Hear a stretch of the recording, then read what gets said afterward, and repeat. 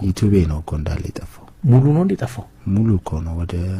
200 ሊገባ የደረሰ ሰብስክራይብ ነው ሙሉ የጠፋው እኮ ምን ተፈጠረ አላውቅም በሙዚቃዎቹ ብዙ ያገሩ ልጆች ማነቃቃት ሳካለት ያሬድ ነጉ ሙዚቃ ይጨንበት አቅም ያጠራቸውን ወገኖቹን ይረዳበት የነበረውን የዩቲዩብ ገጽ አጥቷል ለብዙ ዓላማዎች ሲውል የነበረው የያሬድ ነጉ የዩቲዩብ ገጽ ለምን በተቋሙ እንደታገደ ይፋው የሆነ መልስ ማግኘት አልተቻለም ችግሩ በአጠቃላይ በቅርብ ጊዜ የብዙ ይዘት ፈጣሪዎች ፈተና ሆኖ ዘልቋል ድምጻዊ ያሬድ ነጉ ግን በቅርብ ጊዜ ውስጥ ማረሚያ ቤት ድረስ ተገኝቶ በሙዚቃው ያነቃቃቸው የህግ ታራሚዎች ቪዲዮ በዩቲዩብ ገጹ ላይ በመለቀቁ ምክንያት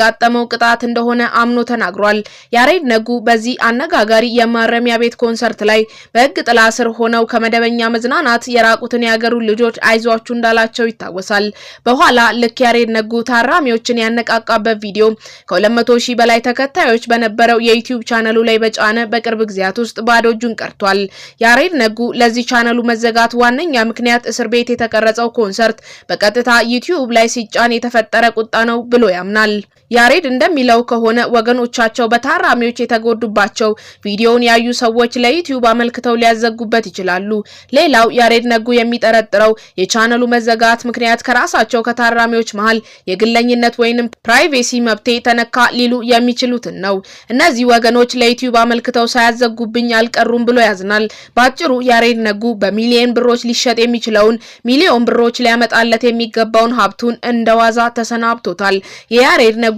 መሆኑን ማረጋገጥ ባይቻልም ያሬድ ነጉ ቪቮ በሚል መጠሪያ ከ2 ዓመት በፊት የተከፈተ የዩቲዩብ ገጽ አለ ምናልባት ለጊዜው በዚህ ሊጽናና ይችላል የቴዲ አፍሮ አባት ካሳሁን ገርማሞ ባለው መጽናናት ነው እንዳሉት ማለት ነው ያሬድ ነጉን እንዲላለ ችግር ያጋለጠው በማረሚያ ቤት የተደረገ ኮንሰርት ነው ኮንሰርቱን ያዘጋጀው ለ2017 ዓ.ም የትንሳኤ በዓል አውቀውም ይሁን ሳያውቁ አሊያም ህይወት ፊቷን አዙራባቸው ወደ እስር ቤት ወርደው ቃሊቲ ማረሚያ ካሉ ወገኖቹ ጋር በዓሉን ባከበረ ወቅት ነበር በ1970 ዓመተ ምህረት አዲስ አበባ ውስጥ አንደኛ ፖሊስ ጣቢያ የታጎሩ ከ220 በላይ የደርግ ታሳሪዎች ራሳቸውን ለማዝናናት ፕሪዝን ሙዚካል ባንድ የተባለ ሙዚቃ ቡድን አቋቁመው ነበር በዚህ ራሳቸው የደርግ እስረኞች የሚዘፍኑበት ባንድ ውስጥ የሚሳተፍ አንድ ባለመረዋ ድምጽ ምግብ ማጣት ብቻ መቼ ሞረን ቅን አስተዳደር ነው እጅጉን ይራበን ሁሉም የናት ልጅ ነው ማን አለባዳ ሰው ላገሬ ብሎ ነው ሆዱ የሚላወሰው የሚል የዚያን ዘመን ተወዳጅ ግጥም እስር ቤቱ ሲዘፍነው እንባ ያስመጣ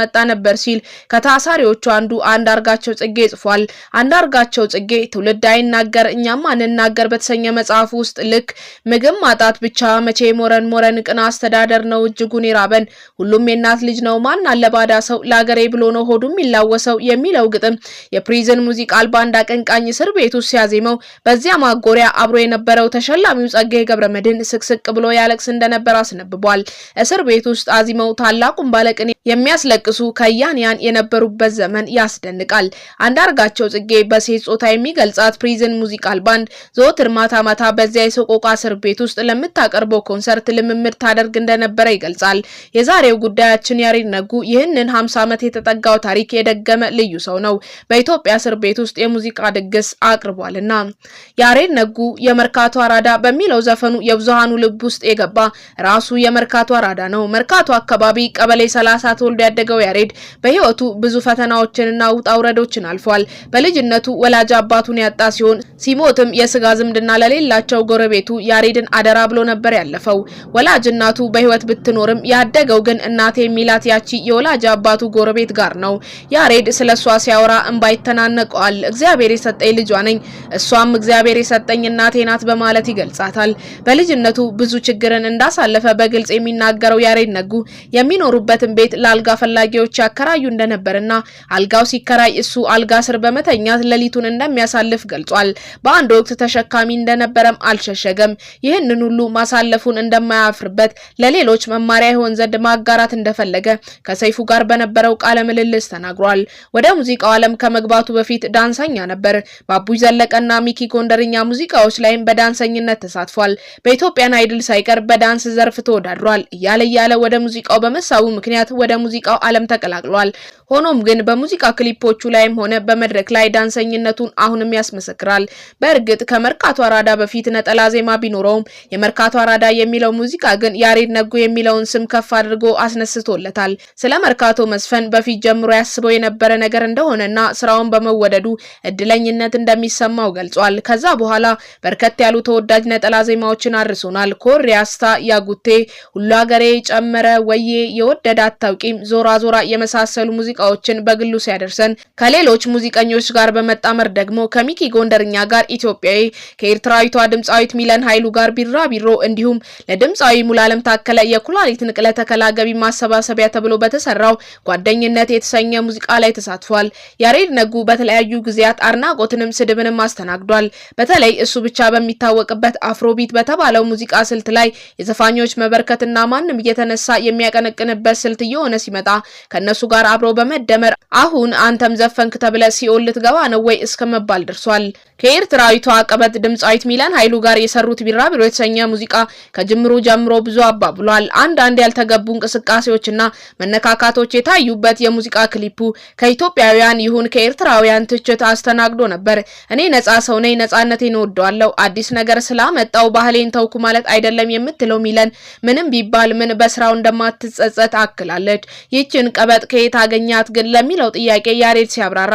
አውሮፓ ለስራ በመዞርበት ጊዜ የሚለን ሙዚቃዎች በከፍተኛ ደረጃ ይደመጣሉ። ብዙ አድናቂና ወዳጆችም አላት። ይቺ ልጅ ማናት ብዬ ስጠይቅ ሚለን ትባላለች፣ ኤርትራዊ ድምጻዊ ናት አሉኝ። ከዛም ፌስቡክ ላይ ገብቼ መልእክት አስቀመጥኩላት። እሷም አብረን ብንሰራ ደስ እንደሚላት ነግራኝ ወደ ኢትዮጵያ መጣች። ከዛም ስራው ተሰራ ይላል። ከሙዚቃ ስራ በኋላ በአንዱ ቀን ያሬድ ነጉ ፍቅረኛሞች መስለው የተነሱትን ፎቶ አያይዞ የነፍሴ መሻት ብሎ በማህበራዊ ትስስር ገጹ ይለጥፈዋል። በሰዓቱም ያሬድ ነጉ ሚለንን አፈቀረ፣ እሷ ግን ትታ ወደ ኤርትራ ሄዳለች፣ እሱ ግን አብዷል፣ ሳት አድርጎታል ተብሎ ሲወራ ከርሟል። ነገር ግን ያሬድ ነጉ ለኔ እህት ናት፣ የስራ ባልደረባ ነች፣ ከዚህ የዘለለ ምንም ነገር የለንም በማለት ምላሽ ሰጥቶበታል። ከሚያደርጋቸው ቃለ መጠይቆች በኋላ ውዝግብ የማይጠፋው ያሬድ አንድ ጊዜ ሰይፉ ሾው ላይ በመቅረብ ከመርካቶ ሰፈር ልጆች እኔ ብቻ ነኝ ያልሰረኩት ብሎ በየዋህነት የተናገረው ቃል የሰፈሩን ልጆች አስቀይሞበት ነበር። ንግግር ካለማወቅ ነው በማለት መርካቶ ድረስ በመሄድ ይቅርታ ጠይቆ ታርቋቸዋል። ያሬድ ነጉ ባሳለፍነው ዓመት ዳታን የተሰኘ ሙዚቃ አልበም ማስደመጡ ይታወሳል። ብዙ ትኩረት ሊያገኝ ግን አልቻለም።